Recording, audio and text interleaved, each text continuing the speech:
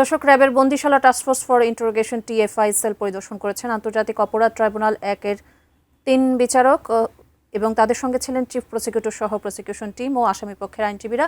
এ বিষয়ে র্যাব 1-এর কার্যালয়ে বিস্তারিত জানাতে ব্রিফ করছেন চিফ প্রসিকিউটর মোহাম্মদ আমিনুল ইসলাম। আমরা সরাসরি চলে যাচ্ছি সেখানে।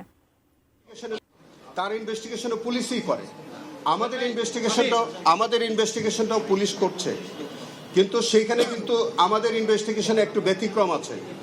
কারণ আমাদের ইনভেস্টিগেশনে আমাদের যে ইন্টারন্যাশনাল ক্রাইমস ট্রাইব্যুনালের যে প্রসিকিউশন টিম, তাদেরকেও কিন্তু ইনভেস্টিগেশন এজেন্সির সদস্য হিসেবে গণ্য করা হয়। যেমন প্রত্যেক প্রসিকিউটর গ্রেফতার করার ক্ষমতা আছে।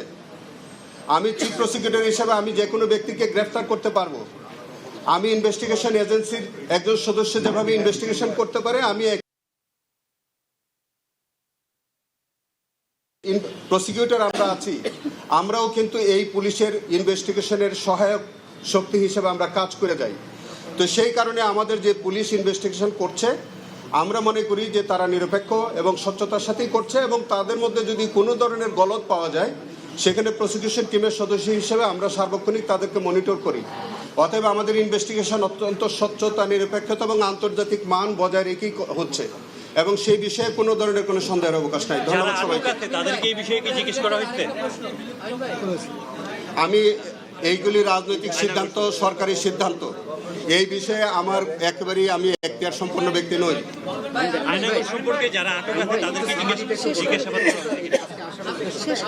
শেষ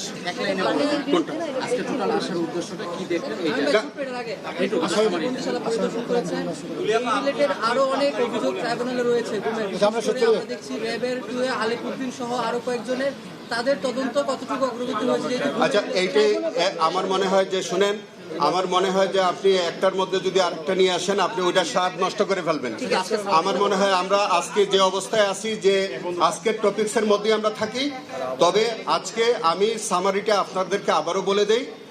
আমরা রুল স্ট্যাটিউটের রুল 7 এবং রুল 73 এবং ইন্টারন্যাশনাল ক্রাইমস ট্রাইব্যুনাল রুলস 2010-এর 46A এই বিধান অনুযায়ী আমরা মাননীয় ট্রাইব্যুনালের কাছে আবেদন করেছিলাম যে, মাননীয় বিচারপতি মহোদয়গণ, আমাদের ফিজিক্যালি এই আয়নাগড় নামক এই যে ঘটনাস্থলটি পরিদর্শন করার জন্য তারা সেই আবেদনটা মঞ্জুর করেছিলেন, এবং সেই মোতাবেক আজকে তারা সরজমিনে এসে আমাদের দুই পক্ষ, প্রসিকিউশন এবং আসামি পক্ষ, ডিফেন্স, উভয় পক্ষের উপস্থিতিতে, মানবাধিকার কর্মী এবং আমাদের ভিকটিম পরিবার এবং সকলের উপস্থিতিতে, মিডিয়া ব্যক্তিত্বের উপস্থিতিতে তারা সরজমিনে পরিদর্শন করে গেছেন, এবং সেখানে আমরা আশা করি যে তারা একটা মেমোরান্ডাম প্রস্তুত করবেন, এবং সেটি আমাদের বিচারের পার্ট অফ রেকর্ড হিসেবে গণ্য হবে। ধন্যবাদ সবাইকে।